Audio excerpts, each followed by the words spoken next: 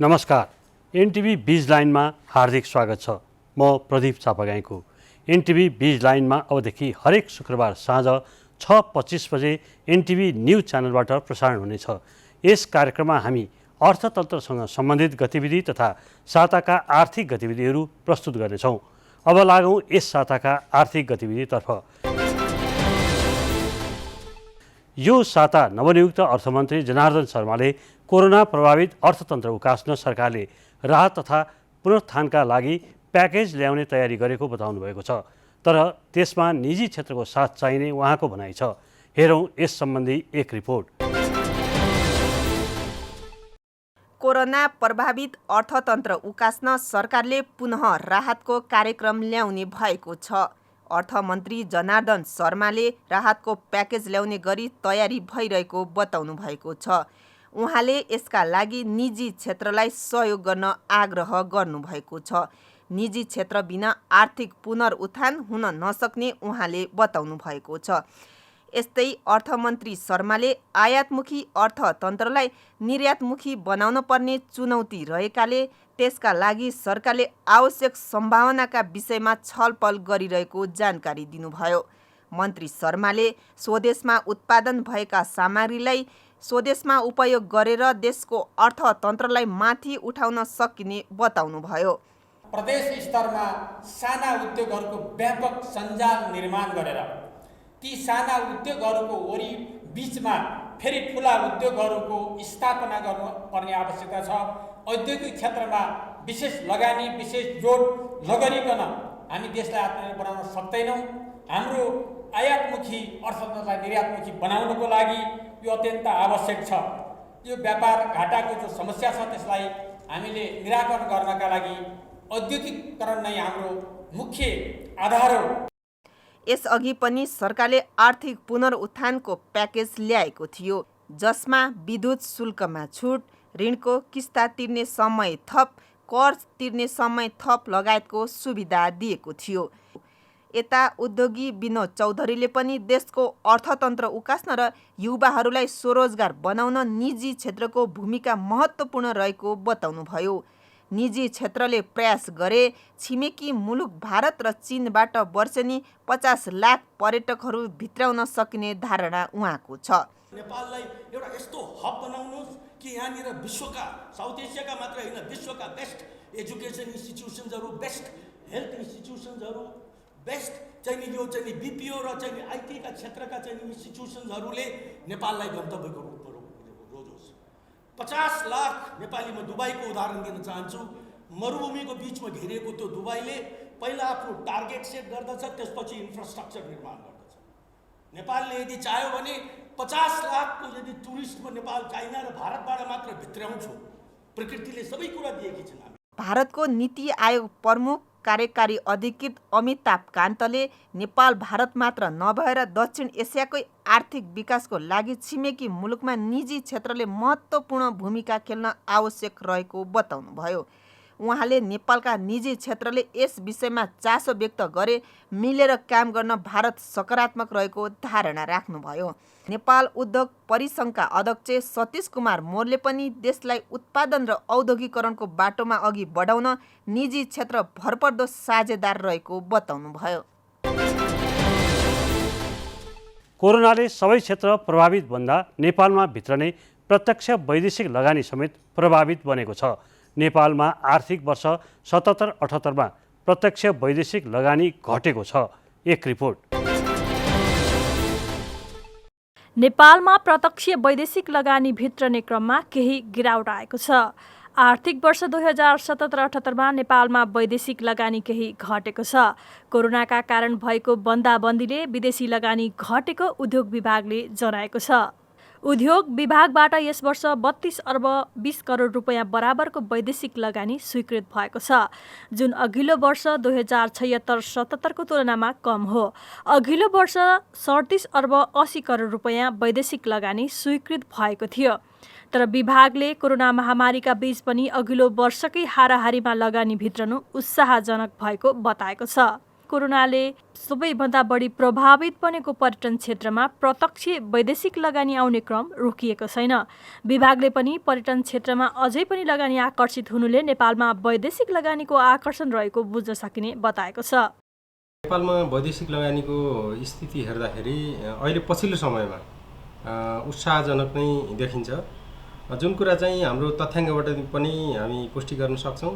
गत आर्थिक वर्ष 37 अर्ब 80 करोड हाराहारीको विदेशी लगानी उद्योग विभागले स्वीकृत गरेको थियो भने आर्थिक वर्ष 77-78 को अन्तसम्ममा अब उद्योग विभागबाट विदेशी लगानी स्वीकृत भएको तथ्याङ्क हेर्दाखेरि 32 अर्ब 20 करोड हाराहारीको विदेशी लगानी स्वीकृत भएको देखिन्छ।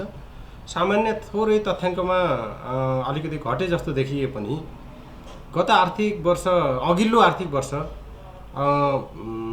विशेष गरेर लकडाउनको अवस्था त थियो, त्यो आर्थिक वर्षको अन्तिम चरणतिर थियो भने अहिले आर्थिक वर्षको सुरु र बिचमा लकडाउन गर्दाखेरि करिबन 4 महिनाको अवधिमा लकडाउन हुँदा पनि हाम्रो चाहिँ विदेशी लगानीको चाहिँ तथ्याङ्क अथवा विदेशी लगानी स्वीकृत भएको अवस्था चाहिँ अब त्यति धेरै कम चाहिँ भएको छैन। कयौँ प्रोजेक्टहरू अझै पाइपलाइनमा पनि छन्, केही कागजातहरू प्राप्त हुन बाँकी भएकोले अब विदेशी लगानी स्वीकृत हुने चरणमै छन्। त्यसले पनि अब आगामी दिनमा चाहिँ थप विदेशी लगानी वृद्धि हुने अवस्था देखिन्छ र अहिलेसम्मको स्थिति पनि उत्साहजनक नै हो भन्ने मलाई लाग्छ। नेपालमा छिमेकी मुलुक भारत र चीनबाट ज्यादा लगानी भित्रने गरेको छ, तर पछिल्लो समय भारतको भन्दा ज्यादा चीनको लगानी हुन थालेको छ। चीनीय लगानी धेरै जसो होटल, रेस्टुरेन्ट, कार्गो लगायत क्षेत्रमा बढी हुने गरेको विभागको भनाइ छ। यस्तै भारतीय लगानी भने उत्पादनमूलक क्षेत्रमा बढी आउने गरेको विभागले जनाएको छ। विभागका अनुसार धेरै जसो तराईका उद्योगमा भारतीय लगानी रहेको छ। लगानी त विभिन्न देशहरूबाट आछ, विशेष गरेर अब चाहिँ अमेरिका, युरोप, त्यसपछि सबभन्दा धेरै चाहिँ फेरि भारत र चाइनाबाट आएको छ। हाम्रो छिमेकी देशको लगानीको चाहिँ अवस्था नै अहिले अलिकति बढिरहेको अवस्था, बढी लगानी भएको अवस्था छ। अहिले अलिकति चीनको बढी देखिन्छ, तर त्यसलाई चाहिँ क्वान्टिटेटिभ लगानी अथवा ठुला स्तरका मझौला स्तरका उद्योगहरू चाहिँ फेरि भारतको धेरै छ। त्यसले गर्दा समग्रतामा चाहिँ अब हाराहारीमै छ र प्रोजेक्टको हिसाबले चाहिँ चाइनाको अलिकति बढी छ। अहिले सबभन्दा बढी लगानी आएको क्षेत्र भनेको ऊर्जामूलक उद्योगमा, विशेष गरेर जलविद्युतको क्षेत्रमा अलिक बढी लगानी आएको छ। त्यस्तै उत्पादनमूलक उद्योगहरू, सिमेन्ट, रड लगायतका उद्योगहरू पनि अब अहिले बढी नै दर्ता भएको छ। र अर्को चाहिँ अहिले प्रतिकूल समयमा पनि अब कन्टिन्यू आइरहेको लगानी भनेको पर्यटनमूलक क्षेत्रमा लगानी हो। यो तीनवटा क्षेत्रमा चाहिँ हाम्रो अलि बढी उत्साहजनक लगानी नै आएको अवस्था छ। वैदेशिक लगानी विशेष गरी ऊर्जा, होटल तथा पर्यटन, कृषि, सूचना, प्रविधि लगायतका क्षेत्रमा आउने गरेको छ। भारत, चीन, अमेरिका लगायतका देशबाट नेपालमा वैदेशिक लगानी भित्रने गर्छ। 6 अर्ब रुपैयाँ भन्दा कम लगानीको स्वीकृति विभागबाट हुन्छ भने 6 अर्बभन्दा माथिको वैदेशिक लगानी बोर्डबाट स्वीकृति हुने गरेको छ।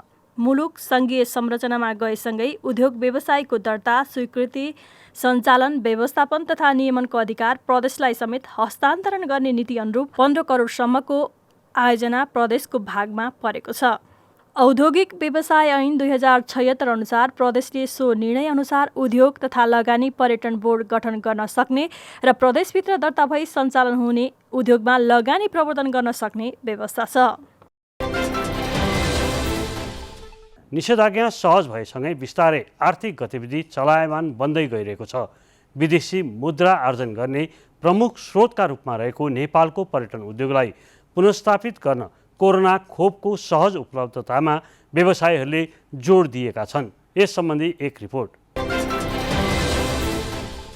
कोरोना महामारीका कारण देशको दोस्रो सबभन्दा धेरै विदेशी मुद्रा आर्जन गर्ने पर्यटन क्षेत्र लगभग धराशायी बनेको छ। कोरोना महामारीका कारण नेपालको पर्यटन उद्योग 20 महिनादेखि स्थिर छ। सन् 2020लाई पर्यटन वर्षको रूपमा मनाएर 20 लाख पर्यटक भित्राउने लक्ष्य राखेको नेपालले वर्षको सुरुदेखि नै कोरोना भाइरस सङ्क्रमणका कारण क्षति बेहोर्नु परेको थियो। सरकारले पर्यटन क्षेत्रका मजदुर, कर्मचारी एवं व्यवसायीलाई खोप उपलब्ध नगराएसम्म पर्यटन व्यवसायले गति लिन नसक्ने पर्यटन क्षेत्रमा संलग्न व्यवसायीहरूको भनाइ छ। यो अटम सिजन सुरु हुन लागेछ, स्प्रिङ सिजन सकिसक्यो। स्प्रिङ सिजन स्पेसली चाहिँ नि माउन्टेनियरिङ एक्सपिडिसन चाहिँ एकदम राम्रो भयो। कोरोनाको बिचमा पनि एकदम राम्रो भयो। यसपालि चाहिँ नि सगरमाथामा सबभन्दा हाइएस्ट फरेन क्लाइम्बर आएको पनि यही स्प्रिङ सिजन हो। किनभने यसको मेन कारण चाहिँ टिबेटबाट चाहिँ सबै एक्सपिडिसन टिमहरूलाई चाहिँ नि बन्द गरेछ। त्यो भएकोले चाहिँ नि टिबेटबाट चढ्न खोज्ने एक्सपिडिसन टिमहरू पनि नेपाल साइडबाट आइए। तर यो कल्चरल टुरिस्ट र ट्रेकिङ टुरिस्ट चाहिँ नि नगन्य रूपमा भयो। त्यसको कारण के भने नेपाल सरकारले एउटा स्पष्ट नीति चाहिँ नै निर्माण गर्नुपर्ने थियो। त्यो स्पष्ट नीति नभएको कारणले गर्दाखेरि चाहिँ नै स्प्रिङ सिजनमा हामीले चाहिँ नै धेरै अपेक्षा गरेको थियौँ। इन्क्वायरीहरू धेरै आएको थियो, तर त्यसलाई मेटेरियलाइज गर्न सकेन, त्यसलाई कार्यान्वयनमा ल्याउन सकेन। भौगोलिक र प्राकृतिक रूपले नेपाल विश्वमै विशिष्टीकृत स्थानमा रहेकाले आगामी सिजनका लागि विश्वका अल्पाइन क्लबका सदस्यहरू नेपाल भ्रमणका लागि इच्छुक देखिएको व्यवसायीहरूले बताउनुभयो। यसका लागि सरकारले घोषणा गरेका कार्यक्रमहरूको प्रभावकारी कार्यान्वयनका लागि निजी क्षेत्रले जोड दिएको छ। आउने अटमको लागि October onward, October, November, December, मार्चसम्मै हुन्छ। त्यसको लागि संसारभरिबाट नेपाल चाहिँ त अब अल्टिच्युडको लागि एउटा राम्रो गन्तव्य हो। अब अल्पाइन क्लब हुन्छ बाहिर, युरोप, अमेरिका, जापान, अस्ट्रेलियातिर। त्यो अल्पाइन क्लबको मान्छेहरू चाहिँ वर्षको एकपटक चाहिँ नि यो अल्टिच्युडमा ट्रेकिङ गर्ने, माउन्टेनियरिङ गर्ने एक्टिभिटीमा निस्किन्छन्। ती मान्छेहरू चाहिँ अलिक धनी मान्छेहरू, प्राइभेट जेटवाला पनि हुन्छन्, त्यस्ता खालका मान्छेहरू हुन्छन्। उनीहरूको इन्क्वायरी हामीलाई प्रशस्त छ, किनभने हरेक वर्ष नै उनीहरू आउँछन् नेपाल लभरहरू। अब तर यसपालि के भन्दाखेरि अब हाम्रो बजेटले 1 महिनाको चाहिँ भिसा शुल्क नलिने, फ्री भिसा दिने भनेर घोषणा गरेको छ। अब हामीले आज साउनको पहिलो हप्तामा आइसक्यौँ। हामीले बुझेअनुसार चाहिँ अझ पनि त्यो लागू भइसकेका छैन, भने अध्यागमनमा चाहिँ त्यो परिपत्रहरू गएको छैन। परिपत्र नगइसकेपछि अब लागू हुने कुरो भएन। अब त्यसले गर्दाखेरि अब हामी अन्यलमा छौँ। अब हुन्छ भन्ने अथवा हुन्न भन्ने, त्यो बेलामा हुन त अब सङ्क्रमणको अवस्था पहिला हेरे त अलिकति केही मात्रामा घटेको छ, तर अब त्यो पर्सेन्टेजको हिसाबमा त माथि नै हो। तर अब अक्टोबर भनेको अझ पनि 5-7 महिना त बाँकी छ। के हुन्छ भन्ने कुराहरू प्रश्न नभए हुनाले हामीलाई अन्यल काम गर्न गाह्रो भइरहेछ। हुन त अब नयाँ सरकार, नयाँ अर्थमन्त्रीले अब यो आर्थिक एउटा श्वेतपत्र जारी गर्ने भनेर घोषणा गर्नुभएको छ। अब हामीले खोजे पनि एक्ज्याक्टली त्यही नै हो। जसरी स्वास्थ्यमा अब सङ्क्रमण काल लगाएर CCMC लगायत सबै अब स्टेक होल्डरहरूले आफ्नो आफ्नो क्षेत्रबाट काम गरिरहेछ, हामीले पनि आफ्नो क्षेत्रबाट काम गरिरहेछौँ र अब त्यसको रोकथामको लागि सबैले प्रयास गरेका छौँ। त्यस्तै अब अर्थतन्त्र, उद्योग, व्यवसाय पनि एकदम सङ्कटकालीन अवस्थामा छ। अब त्यसलाई कसरी बचाउने, कसरी अगाडि बढाउने भन्ने कुराहरू एउटा यो इकोनोमिक व्हाइट पेपर जुन घोषणा भएको छ त्यो एकदम आवश्यक छ। पर्यटन आकर्षित गर्न नयाँ नयाँ पर्यटकीय गतिविधिलाई पनि समावेश गर्नुपर्ने धारणा व्यवसायीहरूको छ। हाम्रो स्टाफदेखि लिएर गएर हामी सबै होटलका स्टाफहरू, ट्राभलको स्टाफ, ड्राइभर र हामी ओनरहरू सबै चाहिँ भ्याक्सिन लगाएर पुरै भ्याक्सिनेटेड भइसकेका छौँ। डबल डोज पनि भइसकेका छ। त्यो भएको कारणले हाम्रो स्टाफहरू, हामीहरूको टिमहरूमा सबैमा चाहिँ एउटा खालको चाहिँ कन्फिडेन्ट छ। अब चाहिँ नेपालमा चाहिँ टुरिस्ट आउँदाखेरि हामी डराउँदैनौँ, पिकअप गर्न जान्छौँ, उसलाई सर्भिस दिन हामी रेडी छौँ भनेर स्टाफहरूको एउटा कन्फिडेन्ट बिल्ड भइसकेको छ। अब यसमा हामीबाट जुन सर्भिस, हस्पिटालिटीबाट दिने जुन सर्भिस छ त्यसमा हामी ढुक्क छौँ र ढुक्क साथ हामी वेलकम गर्न बसेका छौँ। अब सेकेन्ड पक्ष के रह्यो भने नेपाल सरकारले यसमा कसरी इनिसिएट गर्ने, फ्लाइटमा कसरी म्यानेज गर्ने, नेपाल सेफ छ भनेर नेपालको चाहिँ जसरी अहिले चाहिँ हाम्रो चाहिँ भ्याक्सिन लगाउने चाहिँ रेट चाहिँ दिनानुदिन बढिरहेछ, हामी सेफ छौँ, हामी यसरी लगाइरहेछौँ भनेर चाहिँ इन्टरनेसनल लेभलमा चाहिँ नेपाल सरकारबाट नि अलिकति न्युजको चाहिँ हामीले अपेक्षा गरेका छौँ। त्यो न्युज पनि भयो र त्यो न्युज साथसाथै हामी पनि मार्केटिङ गऱ्यौँ भने र हाम्रो पनि सेप्टेम्बर अक्टोबरमा चाहिँ अलिकति इन्क्वायरी जुन चाहिँ पैदल यात्रा जाने ट्रेकिङ गर्ने गेस्टहरूको चाहिँ इन्क्वायरीहरू पनि बढिरहेछ। त्यो भएर चाहिँ अब हामी भ्याक्सिन पनि लगाउन सुरु गऱ्यौँ। पहिलाको जस्तो तपाईँको फर्स्ट लकडाउन भयो, अब सेकेन्ड लकडाउन पछि थर्ड हुन्छ भनेर जुन हल्ला भइरहेछ त्यो हल्लामा चाहिँ हामी पनि अल्झिएर बसेका छैनौँ। त्यो हल्लालाई त्यो मान्नु पनि हुन्न हामीले, किन भन्दा अहिले हामी के छ भने हामी उपचार गरिरहेछौँ, भ्याक्सिन लगाइरहेछौँ। पहिलो लकडाउनमा हामी घरमा मात्रै थुनिएर बसिरहेथ्यौँ भने अहिले घरमा थुनिएर बसेका छैनौँ नि, अहिले त काम गरिरहेछौँ, भ्याक्सिन लगाइरहेछौँ, उपचार गरिरहेछौँ। सबै कुरोमा हामीले पहिलाभन्दा अलिकति एक स्टेप अगाडि बढिसकेका छौँ। त्यो स्थितिले गर्दाखेरि पनि अब चाहिँ हामी चाहिँ तपाईँको चाहिँ सेप्टेम्बर अक्टोबरबाट अलिकति गेस्टहरूको फ्लो हुने र 2022 देखिबाट चाहिँ बिजनेस चाहिँ रिभाइभ हुने देखिन्छ। पर्यटनलाई पुनरुत्थापन गर्नका लागि नेपाल सरकार र निजी क्षेत्र मिलेर पर्यटन सम्बन्धी नयाँ योजनाका साथ अगाडि बढ्नुपर्ने माग व्यवसायीहरूको छ। अब भन्सार जाँचपासको काम काठमाडौँबाट नै सुरु हुने भएको छ। चोभार सुक्खा बन्दरगाहको भौतिक पूर्वाधार निर्माण कार्य सकिएसँगै यसको सञ्चालनको मोडालिटी सरकारले बनाइरहेको छ। यस सम्बन्धी एक रिपोर्ट। चोभार सुक्खा बन्दरगाहको भौतिक पूर्वाधारको निर्माण कार्य सकिएको छ। यसलाई चाँडै सञ्चालनमा ल्याउने गरी उद्योग वाणिज्य तथा आपूर्ति मन्त्रालय, नेपाल इन्टरमोडल यातायात विकास समिति र भन्सार विभागले सञ्चालन मोडालिटी बनाइरहेको छ। निर्माणको जिम्मा पाएको नेपाल इन्टरमोडल यातायात विकास समितिले निर्माणको काम सकिएको र सञ्चालन गर्न मात्र बाँकी रहेको जनाएको छ। समितिका कार्यकारी निर्देशक आशिष गजुरेलले सकेसम्म चाँडै सञ्चालनमा ल्याउने गरी तयारी गरिएको बताउनु भएको छ। सञ्चालन गर्नलाई चाहिँ चाहिने पूर्वाधारहरू चाहिँ सबै निर्माण गरिसकेको छौँ होइन। अब अहिले चाहिँ यो उद्योग वाणिज्य आपूर्ति मन्त्रालयको सहसचिव श्री प्रकाश दाहालज्यूको चाहिँ संयोजकत्वमा एउटा चाहिँ सञ्चालन मोडालिटी बनाउन चाहिँ एउटा समिति गठन भएको छ। त्यसमा अब भन्सार विभाग पनि हुनुहुन्छ, हामी इन्टरमोडल यातायात विकास समितिको पनि सदस्य हुनुहुन्छ र अब यो क्वारेन्टिनको पनि त्यसमा चाहिँ आउनुहुन्छ, त्यो समितिमा हुनुहुन्छ। यसको लागत चाहिँ 1 अर्ब 60 करोड चाहिँ हामीले अनुमान गरेको छौँ। अब ठ्याक्क परियोजना कम्प्लिट भएपछि ठ्याक्क कति लाग्छ भन्ने कुरा चाहिँ हामीलाई थाहा हुन्छ। यो परियोजनामा हेर्दाखेरि एउटा चाहिँ यो सुक्खा बन्दरगाह भयो, यसको लागत चाहिँ 1 अर्ब 60 करोड छ। त्यस्तै हाम्रो चाहिँ माथि अफिस बिल्डिङ र भन्सारको रेसिडेन्स र हाम्रो पनि त्यहाँ रेसिडेन्स पनि बन्दैछ, त्यो चाहिँ अर्को 20 करोडमा चाहिँ बन्दैछ। यसरी चाहिँ समस्त यहाँ भएको संरचना हेर्ने भने 1 अर्ब 80 करोडको हाराहारीमा चाहिँ हामीले चाहिँ यो सुक्खा बन्दरगाह प्लस अफिसहरू र चाहिँ रेसिडेन्स गरेर चाहिँ हामीले निर्माण गरिरहेको छौँ। 220 रोपनी क्षेत्रफलमा यो बन्दरगाह निर्माण हुँदैछ। 2075 माघबाट निर्माण थालिएको यस बन्दरगाह 18 महिनामा सक्ने लक्ष्य लिएको थियो, तर कोरोना महामारी र स्थानीयको अवरोधका कारण निर्माण कार्य ढिला भएको हो। यसमा 1 अर्ब 60 करोड लागत लाग्ने अनुमान गरिएकोमा 80% भन्दा बढी भुक्तानी भएको छ। 3वटा घर, 3वटा गोदाम, इलेक्ट्रिक सब स्टेसन, क्वारेन्टाइन लगायतका 9वटा भवन निर्माण भएको छ। यो सञ्चालनमा आएपछि व्यापारी तथा व्यवसायीहरूले काठमाडौँ ल्याउने सामान नाकामा पास नगरी सिधै काठमाडौँमै गएर भन्सार जाँचपास गर्न पाउनेछन्।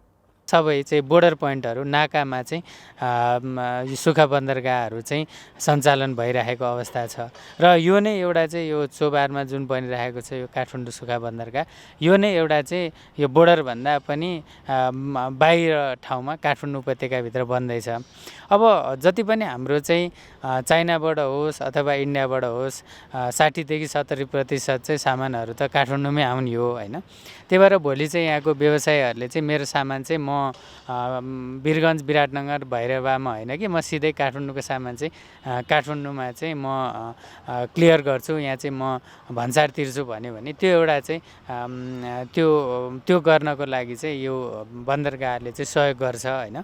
र यो भयो भने पनि अब जस्तै अहिले पनि भनौँ न अब भइरहेको बन्दरगाहहरूमा चाहिँ केही पालो कुर्नुपर्ने पनि छ, किनभनेदेखि त्यहाँ त धेरै गाडीहरू पनि आउँछ होइन। अब भोलिको दिनमा यहाँ आउँदाखेरि उताको चाप पनि घट्ने र र काठमाडौँ सुखा बन्दरगाहको लागि पनि काम पुग्ने र अब काठमाडौँकै सामान चाहिँ यहीँ चाहिँ भन्सार तिर्ने बित्तिकै क्लियर हुने बित्तिकै यहीँ काठमाडौँमा डिस्ट्रिब्युट गर्न पाइयो होइन त्यसले गर्दाखेरि चाहिँ भोलिको दिनमा चाहिँ हामीले लजिस्टिक्स कस्ट पनि घट्छ र लागत मूल्य घट्ने बित्तिकै कन्ज्युमरलाई पनि चाहिँ एउटा मूल्य चाहिँ घट्न सक्छ भन्ने चाहिँ हाम्रो जुन अनुमान छ हाम्रो अध्ययनले देखाएको छ। यो बन्दरगाहको योजना सन् 2010मै तयार भएको थियो। सुरुमा विश्व बैंकले 1 अर्ब 50 करोड रुपियाँ ऋण सहयोग गरेको थियो। यो बन्दरगाह निर्माणको ठेक्का आशिष साक्षी जेबीले आएको हो। यो बन्दरगाह तयार भएपछि काठमाडौँमै भन्सार जाँचपासको काम सुरु हुनेछ। बन्दरगाहमै अध्यागमन, भन्सार, बैंक तथा वित्तीय संस्था, क्वारेन्टाइन लगायतका अत्याधुनिक कार्यालयहरू रहनेछन्। कोलकाता, विशाखापट्टनम र चीनको समुद्री बन्दरगाहबाट सामान बोकेर आएका कन्टेनर सिधै यहाँ आएर जाँचपास गर्न सकिने व्यवस्था हुनेछ।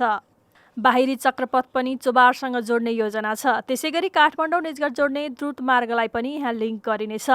चीन र भारतबाट आउने रेललाई पनि यो बन्दरगाहसँग जोड्ने सरकारको योजना छ। त्यसैले यो बन्दरगाह निर्माणपछि चोबार काठमाडौँको महत्त्वपूर्ण हब बन्ने देखिएको छ। यो बन्दरगाहमा 350वटा ट्रक र 600वटा कन्टेनर अट्ने क्षमता छ। हाल वीरगञ्ज, विराटनगर, भैरहवा, काकडभिट्टा, तातोपानी गरी 5वटा सुखा बन्दरगाह सञ्चालनमा छन्। काठमाडौँको चोभारमा रहेको सुखा बन्दरगाह पनि चाँडै सञ्चालनमा ल्याउने तयारी छ। यस्तै नेपालगञ्ज र रसुवा पनि सुखा बन्दरगाह निर्माण भइरहेको छ।